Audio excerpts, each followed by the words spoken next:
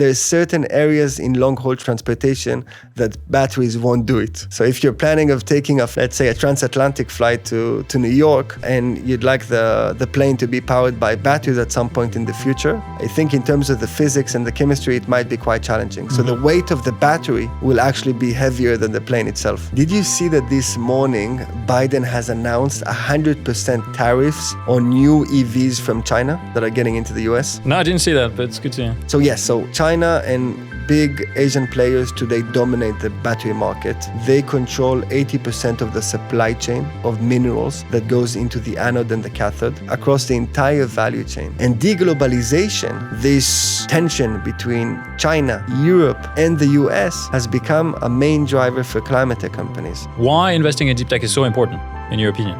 For us, deep tech is the convergence of science, engineering, and design. And when we're thinking about technologies that have significant decarbonization potential, then we have to talk about hardware and deep tech, because the climate transition need to rely on physical solutions. The same sort of disruptions that we've seen in the mobility space, transitioning from internal combustion engine cars towards EVs, we will see in manufacturing, in materials, in energy, in the built environment, and much more. Today, 1 out of every 6 new companies in Israel is in climate tech.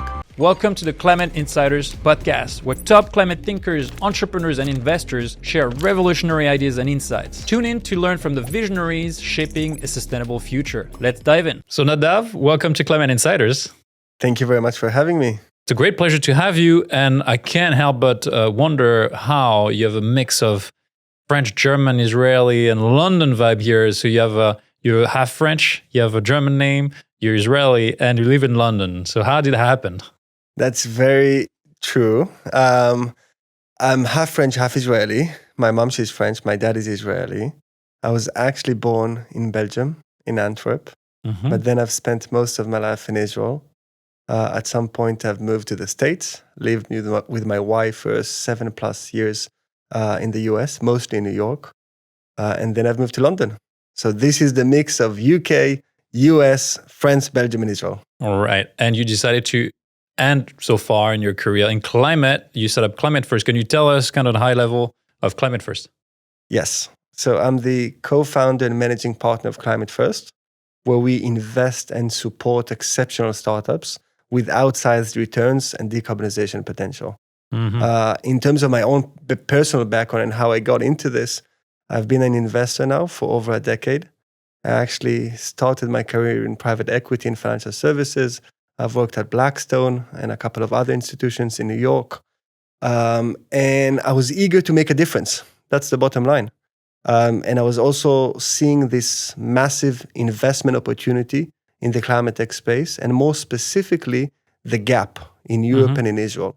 And the gap is quite simple, and I think you're experiencing the same gap that we are, which is unbelievable talent and startups, but not a lot of money, specifically in Europe, UK, and Israel. So we were thinking, my partners and myself, how can we solve this? And then we came up with Climate First. There you go. And you're not exactly the first wave of climate tech funds. Since 2020, when we've seen a wave after wave, but we don't see a ton of funds that are daring to go deep on deep tech. And maybe let's start there. Why investing in deep tech is so important, in your opinion? Great question. For us, deep tech is the convergence of science, engineering, and design. And when we're thinking about technologies that have significant decarbonization potential, and not to get too fancy with words, but in simple terms, that can actually move the needle on climate change, then we have to talk about hardware and deep tech.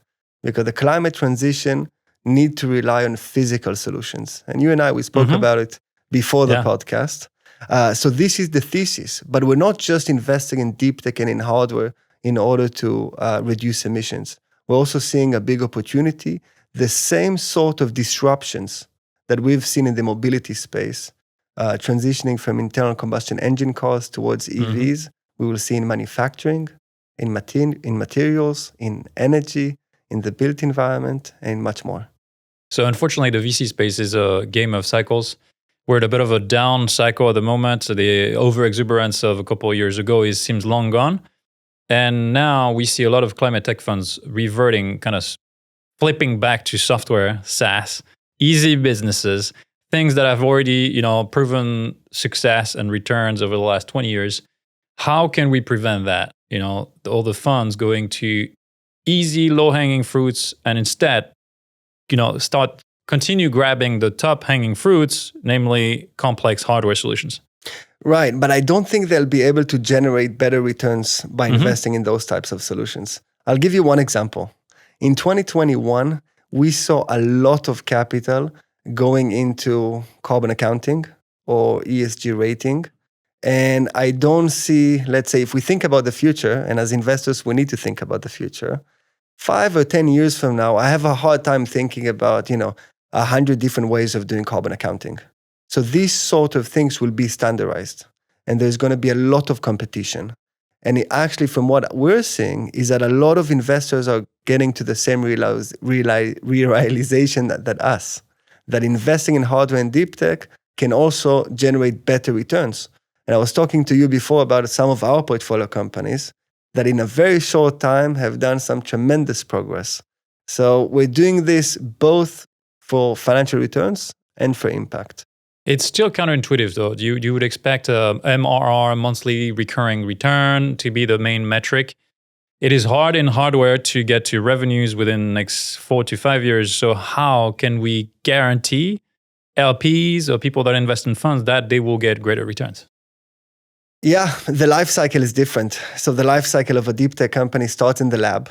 So imagine a bunch of very smart scientists or professors who are working on a solution involving chemistry or biology or physics. And then they have to, let's call it, climb the TRL levels, technology readiness levels, and take it from the lab and implement it in the industry.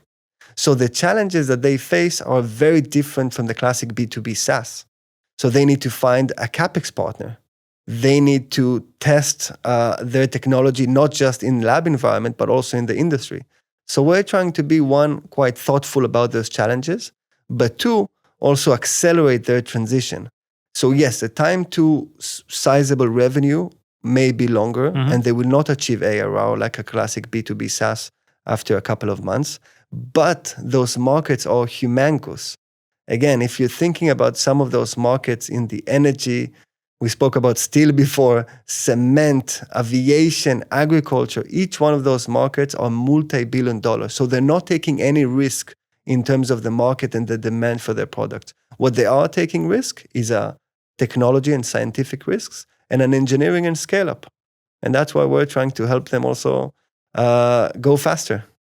And there's something that the new gen investors have not fully comprehended yet, is the fact that if you are sitting on top of the biggest opportunity of our lifetime, climate change, and then you can segment that into subsectors, you named a few, in agriculture, in chemistry, in transportation.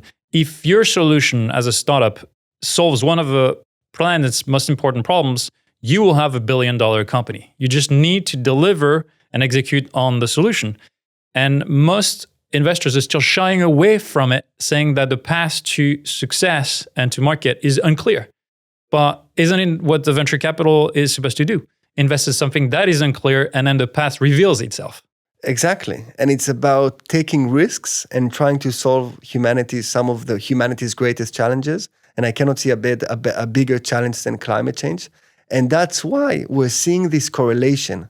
And the correlation is between the ability of technologies to cut emissions and the economic value that they provide to the world. There is a reason why Tesla is worth so much money. It's not just because they're pioneering a new type of vehicles, et cetera, et cetera. It's also because they can cut emissions from a sector that is responsible for 16% of total emissions.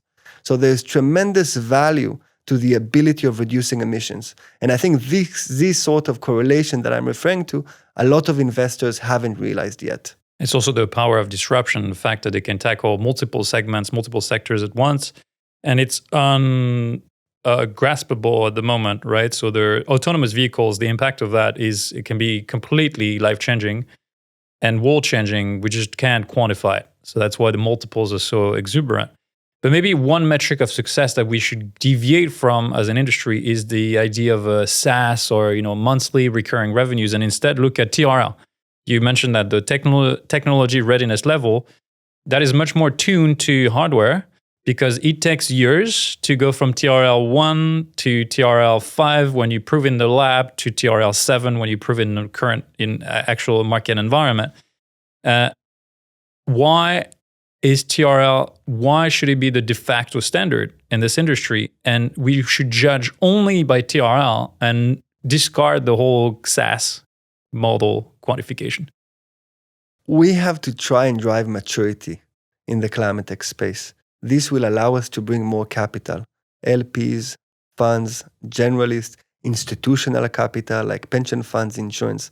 In order to drive maturity, we have to find new terminology, and we have to adopt the right sort of financial framework into assessing climate tech companies.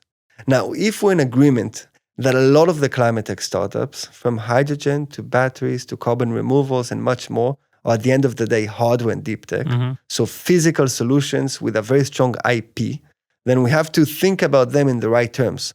So if you're, for example, speaking to a green steel company and they're a seed or Series A, and you're very surprised why they're pre-revenue, this is probably not the right methodology for assessing them. The right question is, what TRL are they? Are they working with strong industry partners? What are their paths to commercialization? How can they reach a certain scale that becomes interesting? And those types of challenges is exactly what we're trying to solve at Climate First. I'll give you one example. So in our Scale-Up program, at the end of each cohort, we bring all the companies to London. And one of the reasons that we bring them to a roadshow in London is that because we work with very big energy and manufacturing companies. And they're exactly the type of players that should be working with our startups. So we often hear the opposition of corporates, the incumbents, and the innovation, the disruptors, the startups. And more so than ever, there is an intertwining between the two, right? It's almost, you cannot scale a startup innovation at global scale without a corporate. You need access to their diffusion network, their partner network, their local factories.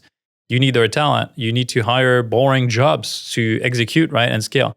So as a venture capitalist, you always judge the founder's ability to get access, to tap into those networks, right? Is not, they will not figure it out on their own.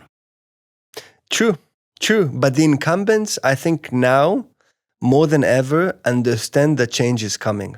And this sounds like a cliche, because one can say, listen, they have huge balance sheets, some of those big oil and gas companies and some of those massive incumbents. They're making a killing. They're making a ton of money from the business as usual as it is today. But one of their, goals and strategies is also to understand how the future is going to look like and how they can hedge against the future. And my view, the best thing that they can do is either adopt climate technologies or invest in climate technologies. That's the best way for them to hedge against the future. And we're in a current environment which has high interest rates, and climate is not immune to it, is actually particularly affected because you need raw materials, you need to, you have supply chain issues. Do you think this is about to change, or we're in it for the long run in a high interest rate environment, which means that the 2030 objectives will be really hard to attain, or we might see a speeding up in the next 5 years? I wish I knew. This is the honest answer. I came back yesterday morning from New York. I had a busy trip. I was there with my partner, Guy Czerny. Met a lot of people, and we heard different views about the global macro. If you look at 2023, investments in venture globally went down 40%. Specifically in climate tech, it went down 30%. So we see a decline. It's still a little bit better than the overall venture market. In my view, in the second half of 2024, we will see an improvement in terms of interest rates and inflation, but the big uptick will take place in early 2025. But again, I wish I had a more precise answer. I think there is some dry powder, both in the venture capital and private equity space, meaning funds that have raised capital and need to deploy. But there is also sometimes, a hurdle mentality. Everybody is waiting to see the other invest in order to feel comfortable that the market conditions are actually getting better. So once we start seeing the first couple of deals, in my view, it will trigger a much bigger deal-making environment. Right, and it's something else also driving markets, not just upfront VC money being invested in startups, but also the exits. If you multiply the amount of companies being sold and selling to corporates, that will trigger more interest. It creates a bit of an appeal for LPs to start investing. Oh, here is the path to liquidity that was not obvious before. And so my projection over the next 5 years, and I would say 2027 is probably the inflection point where we will see a multiplication of M&A activity. Mm-hmm. So mergers, acquisitions, front and center across all sectors, because that's going to be the only way by the time you proceed to full cycle acquisition and then you diffuse more globally the innovation, that you can meet those 2030 targets. I don't believe that we're going to pass through 2030 as complete business as usual. I think there will be a shake-up, and 2027 seems to be the right momentum where the buildup will happen. Looking to make smart investments in climate tech? Subscribe to the Saturday Climate Insider newsletter. Every Saturday, I'll send you one actionable tip to navigate the climate tech investment landscape. Join over 3,500 investors who are already gaining exclusive insights and strategies. Subscribe today. I totally agree. And also in terms of regulation, there will be some strong regulation in various European countries and also in the US that will not allow business as usual. In different types of sectors, we can give examples. And in terms of what you said about public markets, yes, we're seeing quite soft public markets. We aren't seeing a lot of IPOs recently, but this is also opening the eyes for certain climate tech founders who understand that the big oil and gas players or some of the incumbents are potential M&A players. And we've seen, Occidental acquiring Carbon Engineering. I think it was $1 billion, roughly, acquisition. In my view, we'll see many more of those types, not just in carbon removals, but across different industries. So now if we're zooming into sectors, what are the top tech that has significant decarbonization potential in your eyes, and the ones that really can show a path to globalization and global expansion in the next 5 to 7 years? You mentioned green steel, for example. Maybe you showed me earlier this little tile that you have, because it's hard to grasp sometimes being hardware, enormous scale factories. So sometimes it's good to look at the actual real life product. I love it. This is, for those who are looking and watching the video, this is a piece of green iron. I don't know if you want to take it. Mm-hmm. I received it from the founder and CEO of Helios, Jonathan Giffman, who I highly respect and like. And Helios produces green steel via direct reduction of iron ore. I will not get too much into the technicals, but they do a chemical process using sodium, and it's both green and economical. So there is zero direct emissions, but it also reduces the OPEX by 25%. And to go back into your question of why I like this company and companies in this space is because, one, this is a market responsible for 8% of total greenhouse gases. Mm-hmm. So if you're a founder or an investor at home and you're thinking, wow, how can I utilize my time in order to make a difference? Here's an example. A massive market worth over $1.5 trillion, and I'm not wrong, not billions, $1.5 trillion, and responsible for a big chunk of global emissions. So this is a fantastic company. We're very proud investors. But there's many other, examples from either portfolio companies or verticals that we find interesting. What are the other hard-to-abate sectors that you're paying close attention to beyond steel? So in the hard-to-abate sectors, we speak a lot about industrial processes.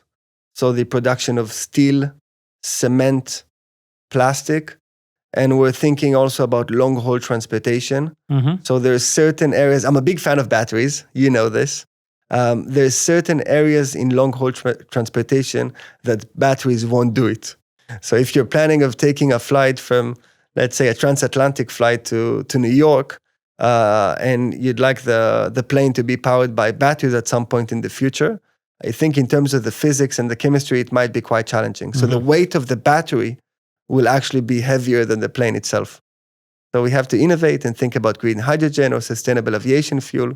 Obviously, batteries will have fantastic other applications, Right. but these types of thinking is what drives us. Right, and it's interesting that the shift that initially the electrification was all centered around how do we enable the incumbents to change the engine. But now the focus has very much been on minerals and access to key materials. And how do you see that playing out? Clearly, China is sitting on top of most of the global resources of rare earth minerals. So how is it going to pan out, and how is it going to reshape the global geopolitics? Before I answer that question, which is very good, I'll ask you a question. Mm-hmm. Did you see that this morning Biden has announced 100% tariffs on new EVs from China that are getting into the US? You saw that? No, I didn't see that, but it's good to hear. No, it just proves the point that you're making as well.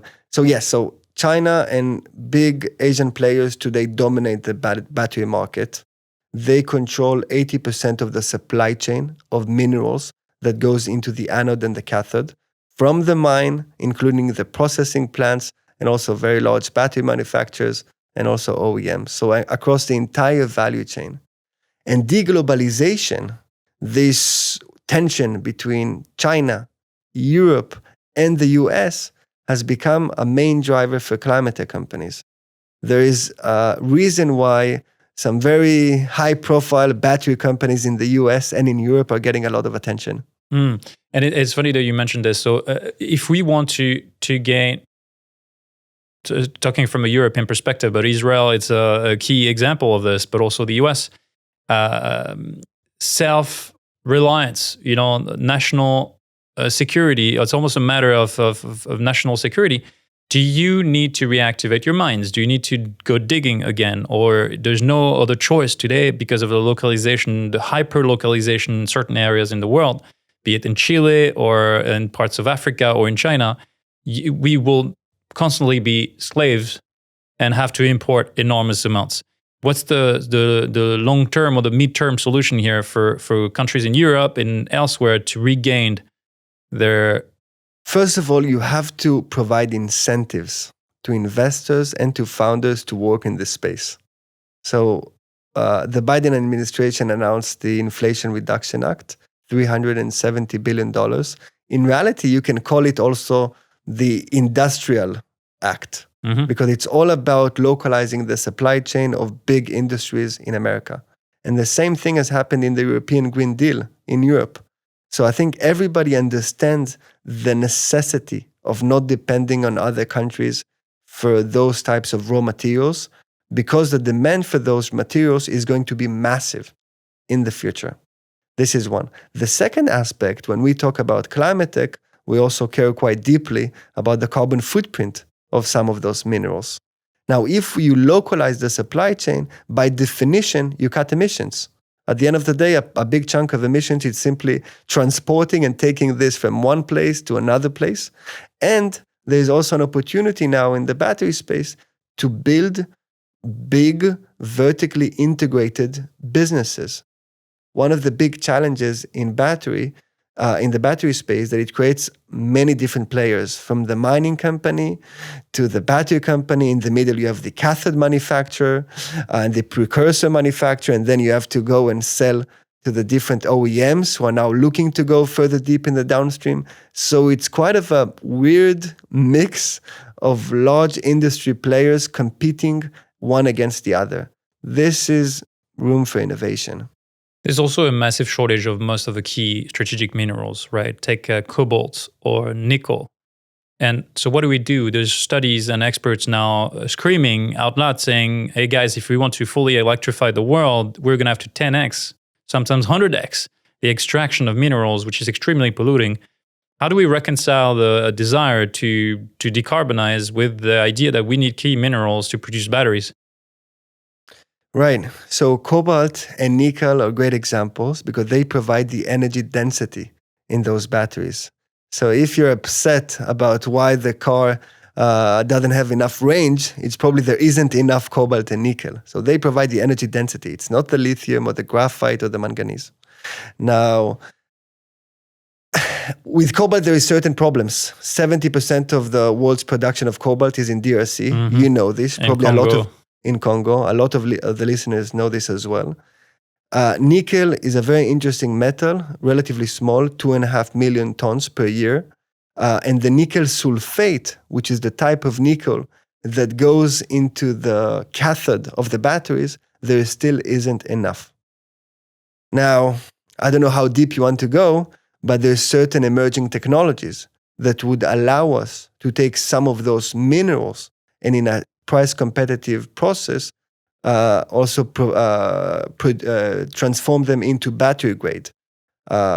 This is not an easy process. And as you said, the starting point is not easy because some of those mines are in different jurisdictions, which are not Europe all the time or the US, but elsewhere. One of the trivial questions, and maybe sort of high level, it might sound stupid to think that we could do with what we already have. Would you think in a world where everything were to be recycled, be it your iPhones and laptops and already things that have already been built, be sufficient for European economies, for example, to be self-reliant? Or we're far stretched from having that autonomy? I think we can get there. So we announced our third cohort of Climate First, and there is one company from Germany that I have a feeling that you might know that is participating. 20. Do you know them? 20. 20. No. Okay. So there's two fantastic co-founders. The CEO, her name is Sarah, and they're trying to to recycle lithium-ion batteries and extract the minerals in the anode and the cathode at a recovery rate higher than 97%. Wow.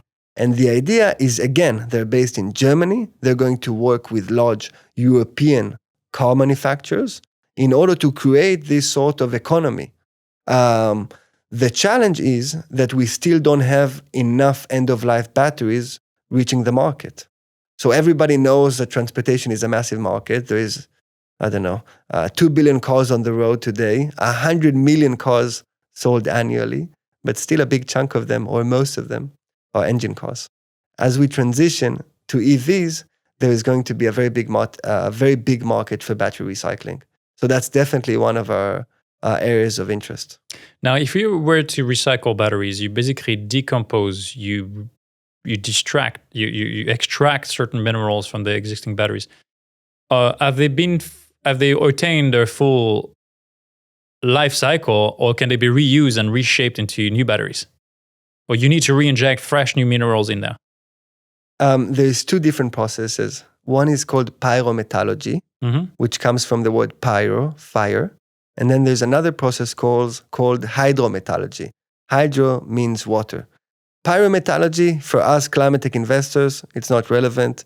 We're talking about massive furnaces. You have to heat it up to, 1,500 degrees plus. There is a chunk of emissions involving in that. Hydrometallurgy is a chemical process that different battery recyclers use. They mostly use sulfuric acid. And the idea is that you try to separate those minerals from one another. And this process, again, has been around for quite some time, but there has been quite substantial improvements in recent years. Yeah, I wanted to bring up another topic. I'm glad that you mentioned one startup. We spoke for a while to another startup in the green mining space, and it's very abstract. What does that mean, green mining? Well, this one was very, very peculiar, but very specific. They are mainly tackling the lithium extraction in Chile and some parts of Argentina, where today most of the complexity is to get to battery grade lithium, which is high concentration. We call it 90% plus. The problem is the lithium gets attached to other minerals in the process when it's in the dirt, right? And deep in underneath the soil. You need to extract it, then you need to detach it from other minerals, and that is extremely resource intensive. Water, electricity, you need a ton of, you need to bring it to a certain facility where the extraction needs to take place. And this company has come up with a new process to purify this on-site and get to battery grade without any need of water. It's a pure chemical. It's a pure a chemical process that can happen on site. And so what's the green aspect of it? Well, it reduces enormous amounts of volumes of water, of energy. That means that we will need to continue mining, but as you're stating, mining is not going away. We will continue and need to continue mining to satisfy the electrification of the world. I just wonder what green economies that are not relying and that have stayed chow to mining can do in this world that is going to be centered even more so about mining. I wonder from a geopolitical distribution, what kind of choice they should make. In what sense? In a sense, whether they should invest enormous amounts of money to reopen mines locally that have been completely discarded for decades. Enjoying the podcast? Make sure you don't miss an episode by subscribing to our YouTube channel. Click the subscribe button now and stay updated with the latest in climate innovation. The challenge with these businesses that they're quite capex intensive. Yeah. And the second one, that even if you, for example, make a decision that you want to reopen or launch a mine in a certain place, it takes time until it becomes operational. So these are the two main challenges. But I'll give you an example of how regulation and legislation can provide very strong incentives. I think that all the upstream of the battery space has seen very strong momentum since Biden announced the IRA and the $370 billion. Why? Because big companies are all profit-seeking entities. They understand that if they will produce locally in the US, then they will receive certain subsidies and non-dilutive capital from the US government. And this goes a very long way for them, for their bottom line, for their balance sheet, et cetera, et cetera. And the same thing applies in Europe. I don't want to talk about Northvolt because enough people have spoken about them before. But what they're doing is simply exceptional in my mind. And part of it is because of their European DNA. I wanted to switch gears a little bit and talk about, because since we have you here, talk about the situation in Israel. And it's a timely topic, obviously. But there's also a lot of beautiful things happening locally in Israel, and namely in the climate tech space. You gave me the history of Israel and how the tech millionaires arose from a wave of cybersecurity and IT. Can you paint us a picture of what's happening and the shift to climate? So Israel was considered to be startup nation. I think there is even statistics that you can find online that says that on a per capita basis, Israel is number 2 only after Silicon Valley in terms of number of startups. So it's a big innovation hub. It's not a market because small population, small GDP, but a big innovation hub. So from startup nation, Israel has become cyber nation. And suddenly you saw so many exciting cyber startups coming out of Israel, billions of dollars of acquisitions, public companies, et cetera, et cetera. And then also we've had some success in telecom and in fintech. What we've seen in the last 3 years is a big shift towards climate tech. I'll give you a few statistics because I like numbers. I hope it doesn't bore the audience. But today, 1 out of every 6 new companies in Israel is in climate tech. 1 out of 6. So it's quite impressive. It's mind-boggling, and it's funny that we don't hear enough about it. Now, what about the capital side? So the capital doesn't exist. I mean, I'm exaggerating, but it's very limited. Today, we're one of the most active climate tech investors in Israel, and we're proud of that. My partners and I have made 30 plus investments, mostly in climate tech and in deep tech. But in Israel, there isn't enough capital devoted to climate tech. You have over 800 startups. There are several generalist funds who are thinking and contemplating about launching a vehicle dedicated to climate tech. But as you and I know quite well, climate tech investing also requires a different framework that we discussed previously, and also different expertise because it deals with science. But there is a lot of interesting startups coming out of Israel. We started initially our scale-up program focusing on Israeli companies. And then in the last couple of months, we've expanded to Europe as well. And I'm quite bullish about very strong businesses that will come out of the country. It's also a bit ironical to witness from the outside the rise of the Middle East on so many fronts, right? You could take, for example, the sport angle, where Saudi is buying all the players worldwide, to the geopolitical angle, or even the media. Al Jazeera is now one of the top channels in the world. What about the climate tech ecosystem? Do you think they're going to play increasingly a role funding, but also relocalizing and providing access to their markets? I believe so, but it will take time. Right now, these are very challenging days in the region with everything that is happening. Mm-hmm. But I think that innovation and very strong incumbents in the oil and gas players can work together very productively in the future. And we've seen a lot of things happening in the UAE and also in other regions in the Middle East. Israel is well known for its innovation ecosystem and for nurturing and creating a vibrant tech ecosystem.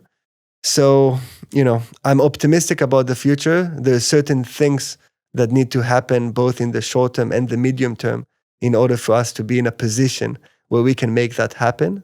But this is my wish. Now, if I can be cynical for a little bit, if you look at the Saudis praying, distributing money to WeWork or Uber or the Vision Fund from Japan, is this just marketing? Is this just diversification? So they're just distributing to climate tech the same way they would to fintech or crypto? Or is there a real intention for them to play a more important role in that space? Do they understand that this is the next generation here? The next 100 years is being played out now. As we're talking about minerals, we're talking about a strategic alliance, but corporate deployments. Do you think they get it? They're ahead of their time in a way. Interesting. I think it's a mix. Mm-hmm. Their core business, Aramco, massive company. I don't know how much they're worth, but it's probably one of the biggest companies worldwide. So their core business will remain oil and gas for the near future. At the same time, they have to hedge. And what's the best way to hedge? Invest in innovation. Think about the future. What's the future of steel making? What's the future of batteries? What's the future of hydrogen? All of those innovations will completely disrupt very large traditional industries where they have existing businesses. So I think on the one hand, yes, it's probably some good PR and marketing for them as well. But on the other hand, I'm sure they're being thoughtful and trying to understand how they can make the most, on the one hand, from the existing position, which is oil and gas, but they also have a lot of capital, which allows them to invest in certain technologies, in certain innovations that, in my view, will become extremely valuable in the next 5 to 10 years. And you do have extremely deep pockets, and we're not talking about Saudi only. There's Qatar, obviously. There's the UAE, and there's already an established VC ecosystem. You mentioned to me a number of funds, Adia, Mudabala, even Altera, which is a brand new fund. Could you speak about this? How big the size of this? We're far stretched in Europe from this kind of sum. So I became the spokesman for the Middle East. Altera announced a $30 billion investment fund into climate tech. It's MBZ who announced it in the last COP that was in the UAE.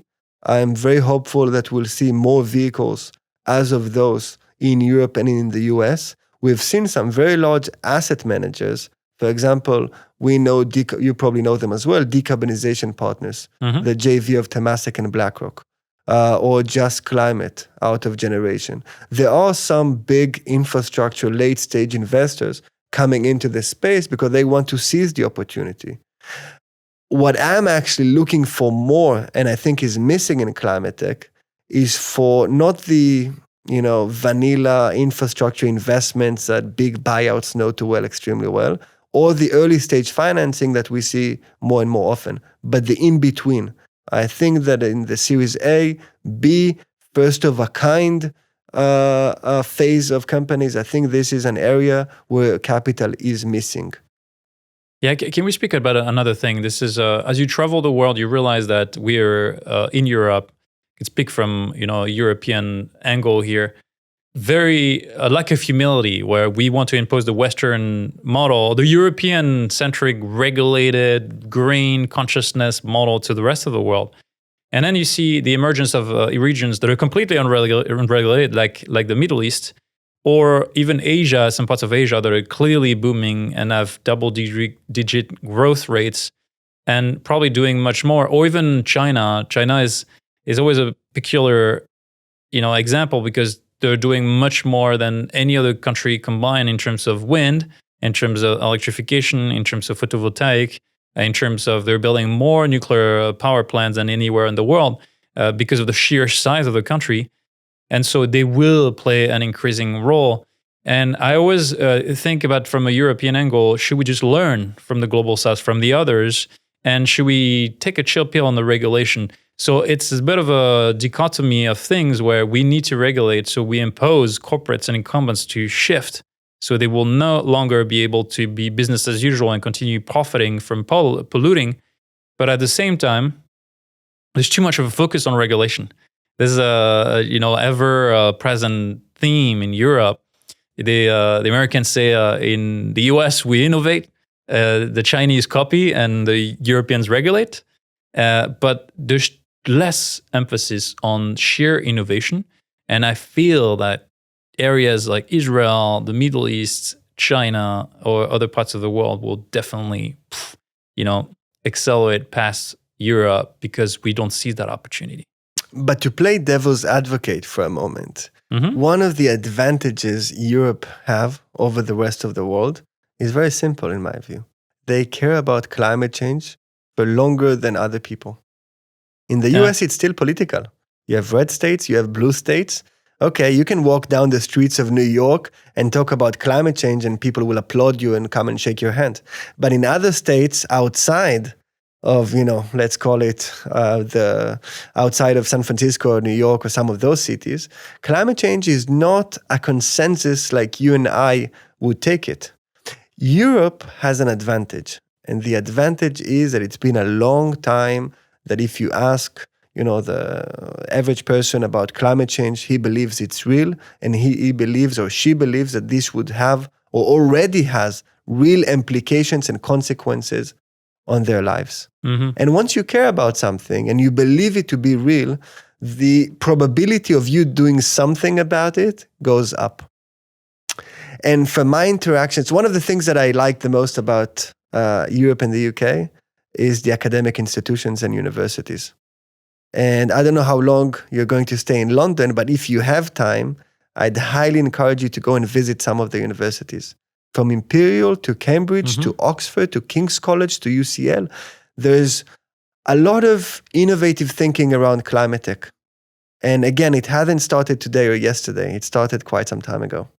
You would find the same equivalent in Stanford or Berkeley or UCL, but on the US side, or Caltech. So they definitely are at the forefront of this.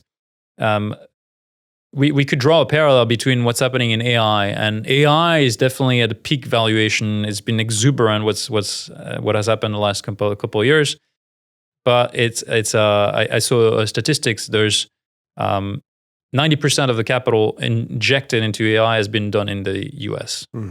We don't really know what's happening in China. There's probably a lot more than what's being stated, but very little in Europe. And we are picking our battles. So it's great that we focus on something that has tangible impact on the environment and not just AI that is a bit speculative. Any thoughts? First of all, one of the things that bothered me the most in the venture capital space is momentum-based investing. This is the one thing, and this is classic. Any VC or investor, who's listening to the podcast can relate. And these are some investors who, call one another before deciding about a deal, what you think about them. There's a herd mentality that's very There's a herd mentality clear. in momentum-based investing. I think we're seeing it in AI. Again, I'm not saying that we're not at the inflection point in AI. And I'm actually quite excited about potential applications that we haven't seen yet, but we will see in AI in climate tech, from grid to many other examples. But there's also a lot of momentum-based investing, and valuations have no connection to the fundamentals of the business.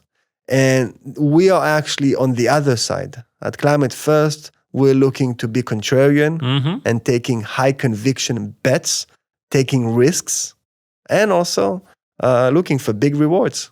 Couldn't agree more. This is the time to be bullish on what's underappreciated. There's clearly a valley of valuations and capital being deployed at the moment in climate tech. It's a great moment to deploy. And I actually don't understand why there's so much dry powder, as you mentioned earlier, that is not being invested. Now is the time to be bullish and to take risk. Exactly. And if we've also learned something from previous economic cycles, it's not, I'll state the obvious, but it's not good to come in when everything is fantastic. If the S&P and NASDAQ at all-time highs, if you want to invest in public markets, not the best timing. If the real estate prices, and you've heard from your friend that he sold his flat for 10x what he bought it last time, not the best time to get in. You want to get in where valuations are low, where some other investors might have a challenging time, and where real startups need capital in order to accelerate innovation. If you ask myself or our team, we think that this and the next 12 to 18 months will be pivotal in the climate tech industry. Buy low, sell high. This more than ever applies to climate tech. Now is the time to buy. It's the time to be bullish on Israeli startups as well. They have tremendous university campuses spinning out amazing innovation. It's time to be bullish on European climate tech. Any other vertical that is a little underappreciated at the moment that we should be bullish on?